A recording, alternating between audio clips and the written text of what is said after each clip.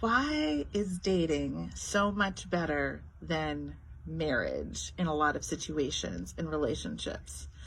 Well, here's my theory. My theory is when you're dating, you probably aren't whole inside.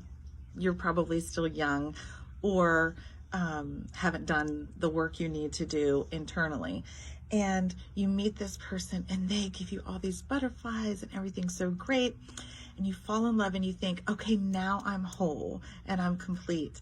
And they have completed me. Perfect ending to a story in a movie, right? But then you get married and life is hard. Okay, we all agree that life is hard and kids happen and responsibilities and body aches and pains and all these things. And the reason why the marriage isn't filling you is because it was never meant to fill you.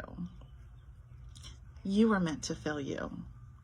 And that is why marriages go so sour. I believe that when we are in the dating period, we're usually generally working on ourselves and trying to present our best self forward and trying not to be alone and trying not to be an ass as a result. And then you get married and a lot of times we stop working on ourselves and we become very codependent, meaning our happiness is dependent on their happiness and how they're treating us and what they're doing.